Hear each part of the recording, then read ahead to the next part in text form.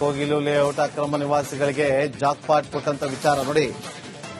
ಹೊಸ ವರ್ಷದ ರೂಲ್ಸ್ ಗಳ ಬಗ್ಗೆ ನಾವು ಮುಂದಿನ ಹಂತದಲ್ಲಿ ಮುಂದೆ ಇಡ್ತಾ ಹೋಗ್ತೀವಿ. ಆದ್ರೆ ಈಗ ತುಂಬಾ ಜನ ನಮಗೆ ಕರೆ ಮಾಡ್ತಿರುವಂತಹ ಹಿನ್ನೆಲೆಯಲ್ಲಿ ರಾಜ್ಯದ ಮೂಲೆ ಮೂಲೆಗಳಿಂದ ಕರೆ ಮಾಡ್ತಿದ್ದಾರೆ.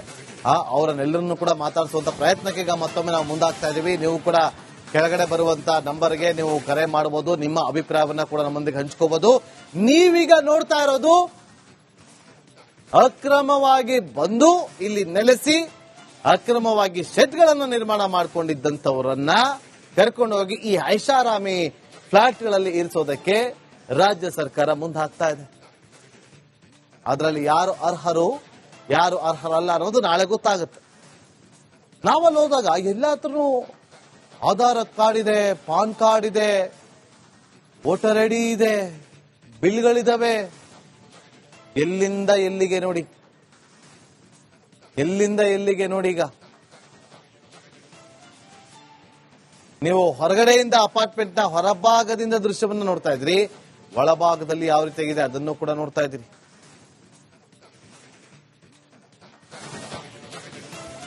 ಹುಬ್ಬಳ್ಳಿಯಿಂದ ಶಿವಾನಂದ್ ಅಂತೇಳಿ ಒಬ್ರು ಕರೆ ಮಾಡಿದ್ದಾರೆ. ಶಿವಾನಂದ್ ಅವರು ನಮಸ್ಕಾರ. ನಮಸ್ಕಾರ ಸರ್. ಏನ್ ಅನಿಸ್ತು ಶಿವಾನಂದ್ ಅವರ ರಾಜ್ಯ ಸರ್ಕಾರದ ಈ ಮಲತಾಯಿ ಧೋರಣೆಯನ್ನ ಗಮನಿಸಿ? ಇದು ಮಲ್ತಾಯಿ ಧೋರಣೆ ಅಲ್ಲ ಸರ್, ಇದೊಂದು ಲ್ಯಾಂಡ್ ಜಿಹಾದ್. ಹೇಗೆ ಹೇಳ್ತೀರಿ ಲ್ಯಾಂಡ್ ಜಿಹಾದ್ ಅಂತ ಹೇಗೆ ಹೇಳ್ತೀರಿ? ಯಾಕೆ ಸರ್, ಇವಾಗ ನಾನು ಎಸ್ ಎಂ ಕೃಷ್ಣ ಅವರು ಫಲಾನುಭವಿ, ಎಸ್ ಎಂ ಕೃಷ್ಣ ಅವರು ಚೀಫ್ ಮಿನಿಸ್ಟರ್ ಇದ್ದಾಗ ಹುಬ್ಬಳ್ಳಿ ತಾಲೂಕ್ ಬ್ಯಾಹಟ್ಟಿ ಗ್ರಾಮದಲ್ಲಿ ನನಗೊಂದು ಪ್ಲಾಟ್ ಅಲಾಟ್ಮೆಂಟ್ ಆಗಿತ್ತು ಆಶ್ರಯ ಯೋಜನೆಯಲ್ಲಿ. ಎಸ್ ಎಂ ಕೃಷ್ಣ ಅವರು ಚೀಫ್ ಮಿನಿಸ್ಟರ್ ಇದ್ದಾಗ ಸುಮಾರು 300 ಜನ ನಾವು ಫಲಾನುಭವಿಗಳು. ಇವತ್ತಿನವರೆಗೂ ನಮಗೆ ಮನೆಗಳನ್ನ ಕಟ್ಟಿಕೊಟ್ಟಿಲ್ಲ. 30-40 ಸೈಟ್ ಅನ್ನ ಕೊಟ್ಟರು. ಅದು ಇವಾಗ ಅಧ್ಯಕ್ಷರು ಉಪಾಧ್ಯಕ್ಷರು ಹೇಗೆ ಬದಲಾವಣೆ ಆಗ್ತಾ ಬಂದ್ರು, ಇದು ಇವತ್ತಿನವರೆಗೂ 20 ವರ್ಷದವರೆಗೆ ಆ ಸೈಜ್ಗಳನ್ನ 30-40 ಇರೋದನ್ನ 20-30 ಮಾಡಿದ್ರು. ಅಂದ್ರೆ ಎಸ್ ಎಂ ಕೃಷ್ಣ ಅವರು ಮುಖ್ಯಮಂತ್ರಿ ಇದ್ದಾಗ ಇದ್ದಂತ ನಾವು ಫಲಾನುಭವಿಗಳಿಗೆ ನಮಗೆ ಇನ್ನೂವರೆಗೂ ಮನೆ ಸಿಕ್ಕಿಲ್ಲ, ಮನೆ ಕಟ್ಟಿಲ್ಲ. ಎಷ್ಟೋ ಸರ್ಕಾರಗಳು, ಯಾವುದೇ ಸರ್ಕಾರಗಳು ಬಂದು ಹೋದು ಬದಲಾದವು, ಬಟ್ ಇದುವರೆಗೂ ನಮಗ್ ಸಿಕ್ಕಿಲ್ಲ. ನಾವು ಫಲಾನುಭವಿಗಳು, ರಾಜ್ಯ ತುಂಬಾ ನಮ್ಮಂತವ್ರು ಇನ್ನೂ ಸಾಕಷ್ಟು ಜನ ಇದ್ದಾರೆ ನಿರಾಶ್ರಿತರು. ಇವರು ನಿನ್ನೆ ಯಾವುದೋ ಒಂದು ಸರ್ಕಾರಿ ಭೂಮಿನಲ್ಲಿ ಮನೆ ಕಟ್ಕೊಂಡಿದ್ರು 2 ವರ್ಷದ ಹಿಂದೆ. ಯಾಕಂದ್ರೆ ಸ್ಯಾಟಲೈಟ್ ಇನ್ ಕವರೇಜ್ ಇನ್ ಪ್ರಕಾರ 2 ವರ್ಷದ ಹಿಂದೆ 2023ವರೆಗೂ ಅಲ್ಲಿ ಮನೆ ಇಲ್ಲ. 2023 ನಂತರ ಅಲ್ಲಿ ಮನೆ ಇದೆ ಅಂತ ಸ್ವತಃ DCM ಅವರೇ ಅನೌನ್ಸ್ ಮಾಡಿದ್ದಾರೆ ಮಾಧ್ಯಮದ ಮುಂದೆ. ಇಷ್ಟೆಲ್ಲ ಇದ್ರೂ ಕೂಡ ಅವ್ರಿಗೆ ಹೇಳ್ತಿದ್ದಾರೆ ಅಂತರ್ರಾಜ್ಯದಿಂದ ಬಂದಿರೋರು, ಅಂತರ್ರಾಜ್ಯ ದೇಶದಿಂದ ಬಂದವರು ಇರಬಹುದ್ರಿ ಬಹುಶಃ. ಇಂತಹ ಇರುವಂತಹ ಅವರಿಗೆ ಅಲ್ಲಿ ನಿನ್ನೆ ಡೆಮಾಲಿಷನ್, ಇವತ್ತು ಸುಸಜ್ಜಿತವಾದಂತಹ ಒಂದು ದೊಡ್ಡ ಅಪಾರ್ಟ್ಮೆಂಟ್ ನಲ್ಲಿ ಸಿಂಗಲ್ ಬೆಡ್ರೂಮ್ ಮನೆಗಳನ್ನ ಅಂತವ್ರಿಗೆ ಕೊಟ್ರೆ, ಈ ನಮ್ಮ ಉತ್ತರ ಕರ್ನಾಟಕದಲ್ಲಿ ನೆರೆ ಬಂದಾಗ ಸಾಕಷ್ಟು ಮನೆಗಳನ್ನು ಕಳ್ಕೊಂಡಿರೋರು ಶೆಡ್ ನಲ್ಲೇ ಇದ್ದಾರೆ ಇವತ್ತಿನವರೆಗೂ 20 ವರ್ಷದಿಂದ. ಉತ್ತರ ಕರ್ನಾಟಕದವ್ರು ಇಲ್ಲೇ ಇರೋರಲ್ವೇನ್ರಿ? ಉತ್ತರ ಕರ್ನಾಟಕ ಪಕ್ಕದಲ್ಲಿ ಹೊರಗಡೆಯಿಂದ ಬಂದವ್ರೇನು ಅಕ್ರಮವಾಗಿ? ಇಲ್ಲ ತಾನೆ, ಇಲ್ಲೇ ಹುಟ್ಟಿ ಇಲ್ಲೇ ಬೆಳೆದಿರೋ ಮೇಲೆ ಯಾಕೆ ತೋರಿಸ್ಬೇಕು ಪ್ರೀತಿ? ನಾವು ನಿಮ್ಮಿಂದ ಏನ್ ಲಾಭ ನಮ್ಗೆ ಕೇಳ್ತೀವತ್ತ ರಾಜ್ಯ ಸರ್ಕಾರ? ಹೌದು ಅಲ್ವೋ ಶಿವಾನಂದ್ ಅವರೇ? ಶಿವಾನಂದ್ ಅವ್ರ ನನ್ನ ಧ್ವನಿ ಕೇಳಿಸ್ತಾ ಇದೆಯಾ? ಕೇಳಿಸ್ತಾ ಇದೆ ಸರ್, ಕೇಳಿಸ್ತಾ ಇದೆ. ಹೌದಾ ಅಲ್ವಾ? ಕರೆಕ್ಟ್ ತಾನೆ? ಇಲ್ಲೇ ಹುಟ್ಟಿ ಬೆಳೆದಿರೋ ಮೇಲೆ ನಮಗೆ ಕಾಳಜಿ ಇಲ್ಲ. ಪಾಪ ಹೊರಗಡೆಯಿಂದ ಬಂದಿರೋರು ಅಲ್ವಾ? ಬಿಹಾರ, ಆ ಕಡೆ ಉತ್ತರ ಪ್ರದೇಶ, ಈ ಕಡೆ ಆ ಕಡೆಯಿಂದ ಬಂದವರು, ನಿನ್ನೆ ಮೊನ್ನೆ ಬಂದವರು ಅವ್ರಿಗೆ ಕೊಡ್ತಾ ಇದ್ದಾರೆ. ನಾನೇ ಫಲಾನುಭವಿ ಸರ್. 2002-03ನಲ್ಲಿ ಫಲಾನುಭವಿ ಎಸ್ ಎಂ ಕೃಷ್ಣ ಮುಖ್ಯಮಂತ್ರಿ ಇದ್ದಾಗ. ನನಗೆ ಕೊಟ್ಟಿಲ್ಲ ಇನ್ನೂವರೆಗೂ. ನೋಡಿ ವೀಕ್ಷಕರೇ, ಫಲಾನುಭವಿಗಳೇ ಶಿವಾನಂದ್ ಅವರು ಅವರೇ ಹೇಳ್ಕೊಳ್ತಾರ ಅವ್ರ ನೋವನ್ನ. ನಾನು ಕೊಡ್ತೇನೆ ಸರ್, ದಾಖಲೆ ಕೊಡ್ತೇನೆ ಬೇಕಂದ್ರೆ. ನಾನು ಮಾಡಿರುವಂತ ಎಸ್ ಎಂ ಕೃಷ್ಣ ಅವ್ರ ಶಿವಾನಂದ್ ಅವಾಗ ಏನಾಗಿತ್ತು?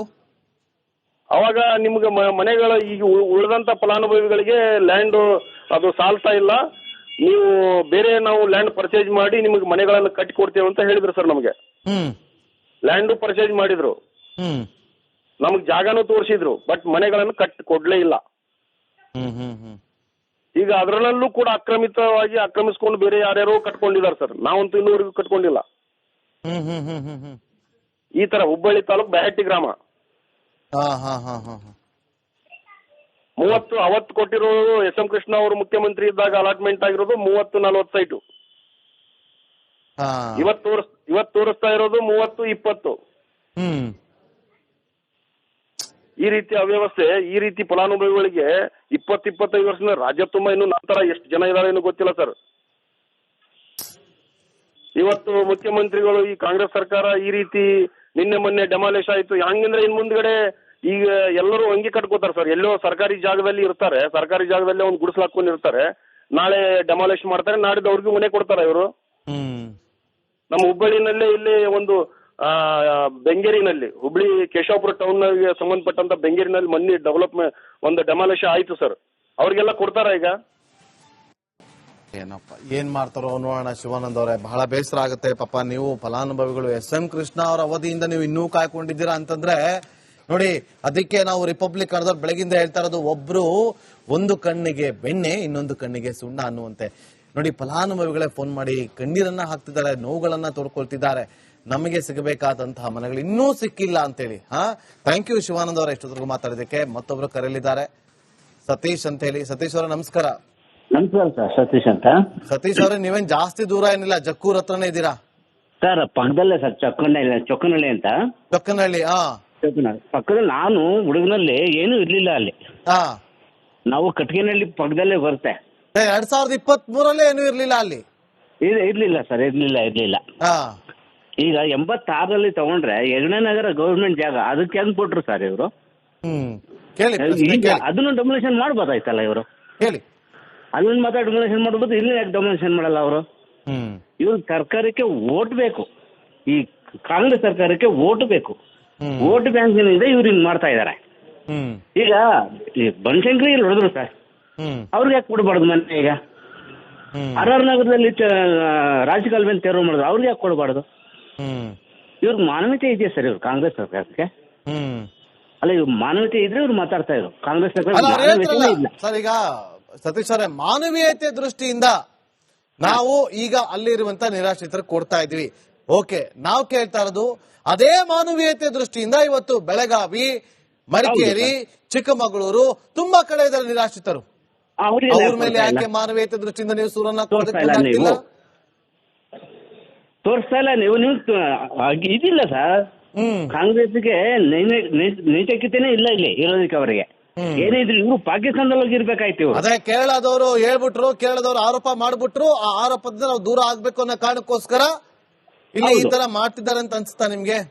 ಹೌದು ಸರ್, ಹಂಗ್ ಮಾಡ್ತಾ ಇದಾರೆ ಸರ್ ಅವರು. ಈಗ ಅವ್ರು ಎಲೆಕ್ಷನ್ ಇದೆಯಲ್ಲ ನೆಕ್ಸ್ಟ್ ಇಯರ್, ಅವ್ರು ಸಪೋರ್ಟ್ ಮಾಡಿಲ್ಲ ಅಂದ್ರೆ ಮತ್ತೆ ಅವನು ಯಾರೋ ಡೆಲ್ಲಿ ಇದಾನಲ್ಲ, ಅವ್ರು ಡೆಲ್ಲಿ ಹೇಳಿದ್ರಲ್ಲ, ಅವ್ರು ಬರೋದಕ್ಕೆ ಏನು ಕರ್ನಾಟಕದಲ್ಲಿ?